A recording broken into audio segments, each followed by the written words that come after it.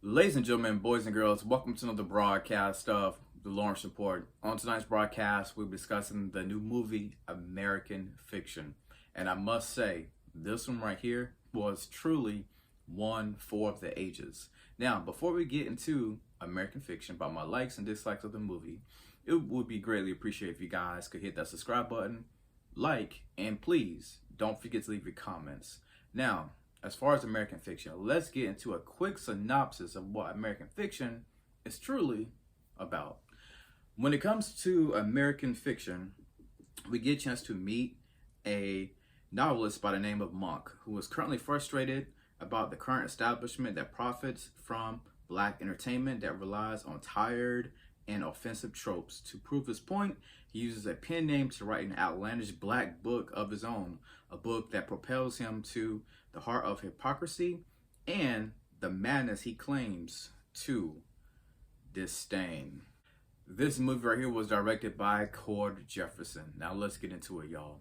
So we get a chance to meet this brother by the name of Monk, right? And he's completely fed up with the way the world, the media, how the arts see us, the literature realm, how they all see us as black people, right? That we are not monolithic. I definitely can understand where he's coming from when it comes to just seeing us as our entire humanity, that we're all not, like a bunch of love and hip hop type people. And I love how in this movie right here, almost everyone in the cast was either come from an upper middle class background, right? Everybody was basically either a doctor or a lawyer or something big of that nature right there. Now this movie takes place in Boston, so I believe they was near the Martha's Vineyard area. As we know, Martha's Vineyard is kind of a uppity shindig, I guess you can say, for the black elite. And like I said, Monk,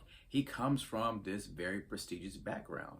And for Monk, I believe, for him, when it comes to a lot of black Americans, sometimes we feel like we are not black enough, right? Monk came from this prestigious background. He's a pretty decent author. He has the academic type background, right? That I think a lot of black people should, without a doubt, subscribe to, right? But at the same time, he sees that, white people, white establishments, white Hollywood is, basically eating off the backs of black trauma and things of that nature right there. He just wants better, I believe, for us. But at the same time, I feel like he may have fallen into the respectability politics, right?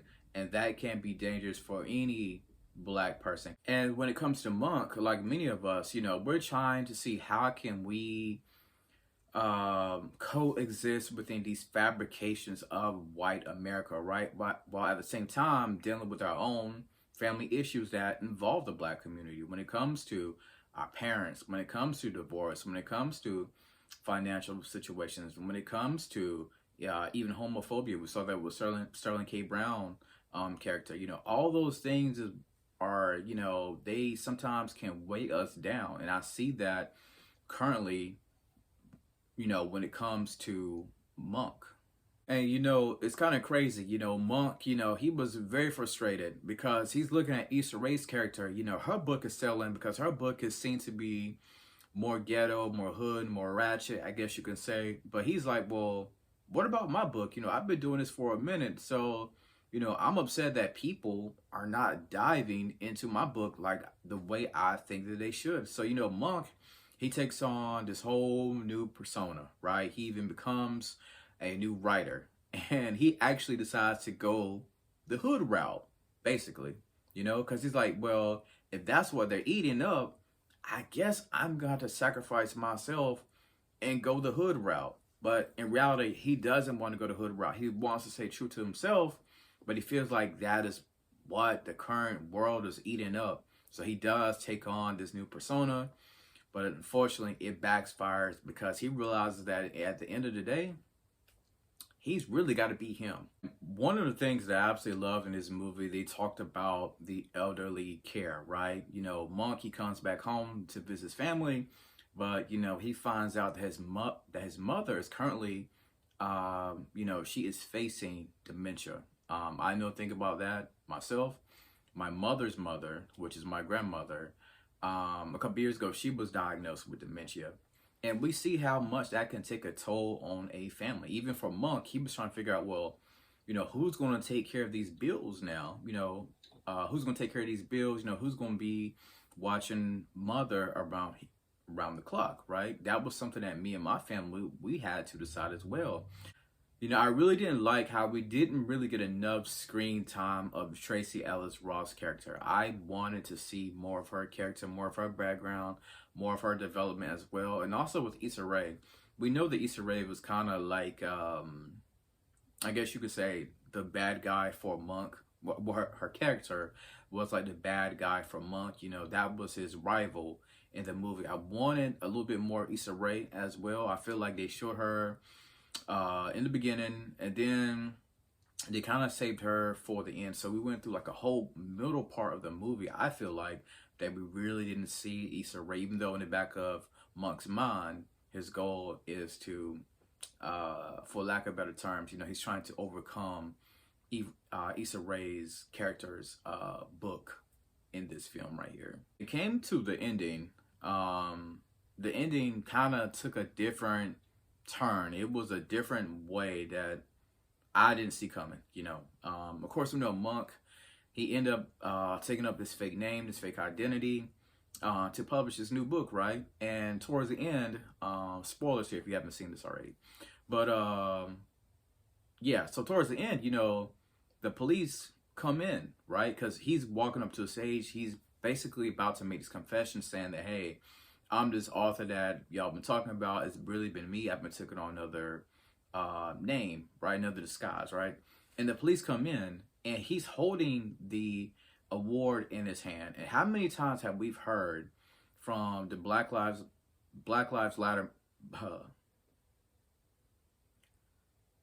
How many times have we heard from the Black Lives Matter movement when police kept saying, we thought someone had a gun in their hand, but it wasn't really a gun at all? And we saw that really in this final, in this ending with Monk, right? Of course, he had a trophy in his hand, but police assumed that it was a gun. And like I said, we've seen that time and time again when it comes to a lot of black deaths in America. Now, there was a lot of comedic moments in this movie right here, American Fiction. The Tyler Perry joke, hilarious. The joke about white women, and when it came to the lips, and just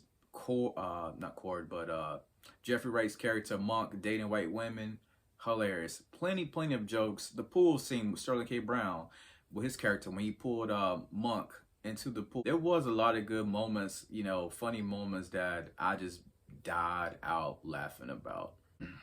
Overall, I did enjoy this movie right here, but for some reason, it felt like it took us a long time to get towards the ending. But I would have to rate this movie right here at 8.5 out of 10 for me.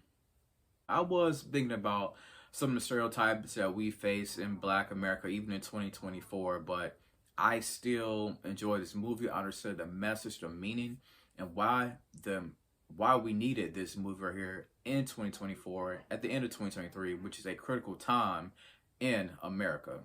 So if you liked American Fiction, please comment below. I would love to know what was your favorite part of this story right here, and can you possibly relate to Monk as well? And as always, thank you for tuning in to The Lawrence Report.